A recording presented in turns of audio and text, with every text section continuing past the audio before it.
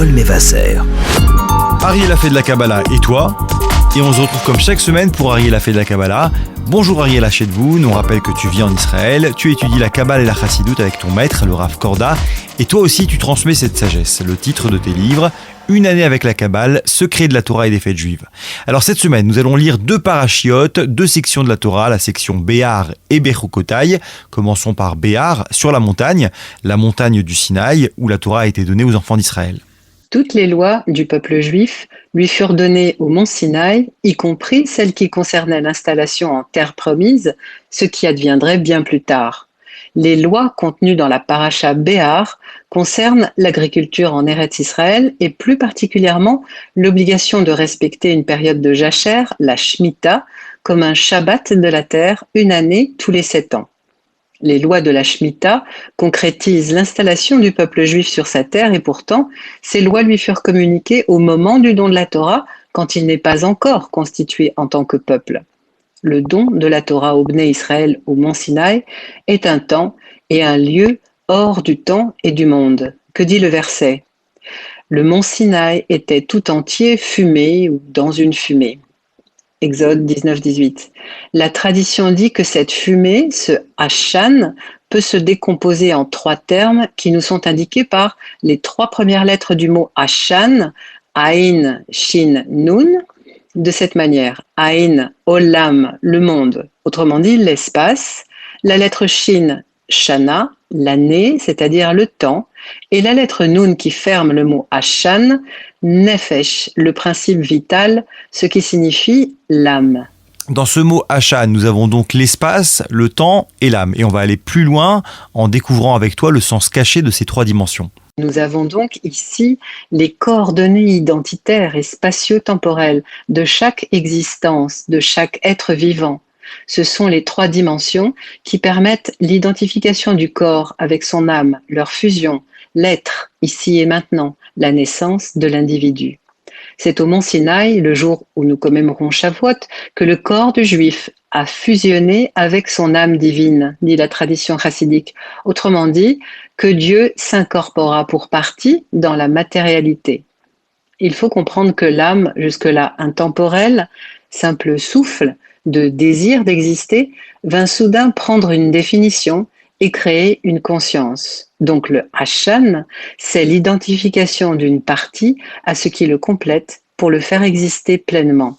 Comprenons aussi que l'âme, le Nefesh, contient déjà Olam, Shana et Nefesh, c'est-à-dire qu'elle contient l'espace et le temps, de la même manière que le temps contient l'espace et la conscience, tout autant que l'espace accueille le temps et l'existence. Comment penser une chose sans l'un de ces 3 éléments? L'espace, le temps, l'âme, Dieu, son peuple et la terre. L'espace de la terre a un temps, c'est l'année. Toutes les 6 années, la terre obtient le droit de ne pas travailler, comme on l'a vu, c'est la Shemitah. La 7e année est shabbatique. Et toutes les 7 fois 7 années, tous les 49 ans, la terre connaît son jubilé. On sonne alors de la trompette pour l'annoncer. La trompette vibre, module les vibrations qui ont pour but et pour effet de briser les mauvais décrets qui pourraient peser sur le peuple juif. Cette vibration vient briser le mauvais sort, comme elles ont fait s'écrouler en leur temps les murailles de Jéricho. L'homme juif accomplit un autre travail tous les 50 ans pour briser la continuité du pouvoir des influences. Il restitue la terre à son propriétaire précédent. La terre d'Israël est en effet divisée en plusieurs parts, comme autant de tribus, et distribuée par le tirage au sort, le Goral. La terre a un propriétaire unique, c'est Dieu et personne d'autre, et l'acquisition d'un champ relève plutôt d'un acte juridique d'achat-location que d'acquisition définitive. Précisons que cette loi ne peut pas être actuellement respectée, puisqu'avec les exils que nous avons traversés au fil des siècles, nul ne sait plus quelles sont les parcelles qui correspondent aux tribus et qui descend de quelle tribu. Ainsi, aucune pérennité. Nous appartenons à Dieu. La terre lui appartient, ainsi que le temps. La terre est brisée dans sa continuité, distribuée en parts, et les modulations des trompettes du jubilé viennent briser le tissu invisible des malédictions qui pèsent sur le peuple de Dieu. Ce n'est pas la terre d'Israël qui confère son essence au peuple juif, c'est l'âme juive parce qu'elle contient tous les niveaux potentiels de perfectionnement du temps, de l'espace et de la conscience que l'âme juive peut vivre sur cette terre dans sa perfection et en faire un pays où coule le lait et le miel. Et si nous le voulons, ça ne sera pas un rêve. Parlons des temps messianiques où tout le peuple juif se retrouvera sur sa terre pour célébrer la vie tout simplement en ce jour du Shabbat de l'humanité, Yom Shekulo Shabbat ou Mnucha Lechaye Olamim, le jour du Shabbat et du repos pour tous les êtres humains, l'humanité, la génération du Adam.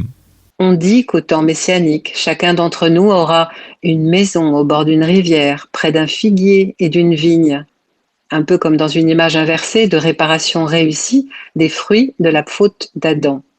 Nous serons cet homme qui est comme un arbre dans un champ, nourri par les racines à l'eau de la Torah, mûrissant dans son intériorité cet enseignement et donnant ses fruits par ses branches. L'homme est cet arbre au bord de l'eau.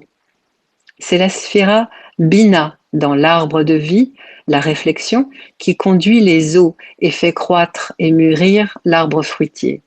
Ses racines puisent à la chorma, la sagesse profonde, l'intelligence puissante et intuitive. La bina la canalise et la transporte jusqu'au da'at, la conscience, qui se déverse jusqu'à la malchut, qui est l'expression de cette sagesse et de cette réflexion dans la réalité, qui réalise ainsi tout le potentiel. C'est pour cela que la loi juive interdit d'abattre l'arbre des champs. Et on passe à la deuxième paracha, la deuxième section qui sera lue ce Shabbat à la suite de Béar.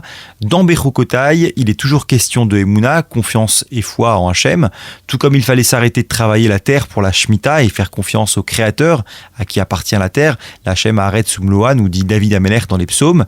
Venatati Gishmechem Beitam, les pluies, elles, représentent également une grande source de bénédiction et d'abondance divine.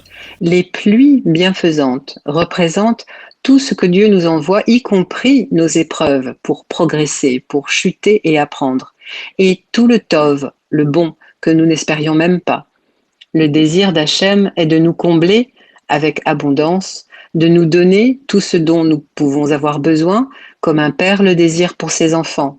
Dieu ne veut pas que l'on souffre dans ce monde. C'est pourquoi, si nous ne sommes pas responsables de ce qui nous est arrivé, voire de ce que nous avons réalisé ou commis, nous ne devrions pas en retirer satisfaction ou même en concevoir de la culpabilité. En revanche, nous sommes éminemment responsables de notre présent, de sa qualité, de la façon dont nous voyons les choses, dont nous considérons ce qui nous arrive. Dieu donnera nos pluies en leur temps, cela signifie au moment où ces pluies seront nécessaires, selon le rythme de la vie de chacun, au moment propice pour cette personne. Ce bon moment est si important. La maturité, c'est de penser qu'il faut travailler pour obtenir les choses et que Dieu nous appuie dans notre effort. C'est une rosée de bénédictions adressée personnellement à chacun d'entre nous, selon nos besoins, au moment où il est nécessaire que cela advienne. Ainsi, chacun avance à son rythme et notre conscience individuelle progresse.